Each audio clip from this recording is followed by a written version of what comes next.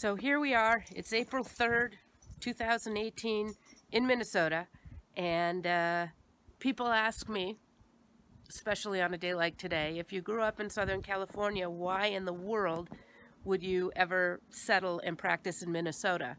So there's a few reasons. The first is that when I finished my training, my residency, I was the only female podiatrist in the whole Twin Cities. This is a population of about 3.3 million.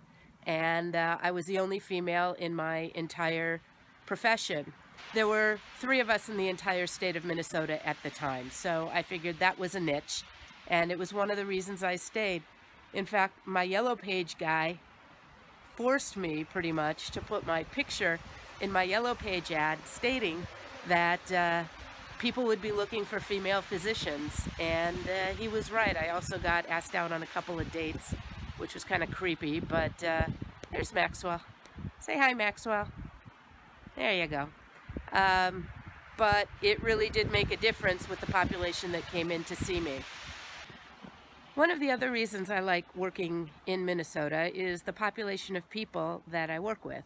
So I used to joke with my classmates in medical school that I was going to go back to California and become the podiatrist of the stars, and that one day you would see me in the National Enquirer on the front page and it would say podiatrist caught in love triangle with stars. So one day I did spend some time with a podiatrist in Beverly Hills. Now you got to remember this was back in the late 80s, and this young woman came in and she had a fracture in one of the bones in her feet. And at that time we didn't have these removable walking casts. We had plaster or fiberglass, and that was kind of it. And so he said, well, we have to put your foot in a cast or this isn't going to heal. She told him, well, I have a scene to do in my class on Friday, and I'm not going to do it with a cast on.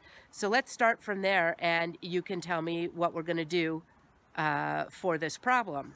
Well, he did exactly what he should have done. He said, listen, why don't we put the cast on? You'll come in Friday morning before your scene. We will take the cast off, and then you'll come back after you've finished your scene, and we'll put the cast back on until the bone heals.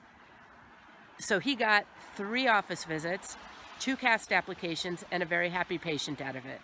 I, on the other hand, would have looked at her and said, you know, if you can't incorporate the cast into your character, you're not really that much of an actress.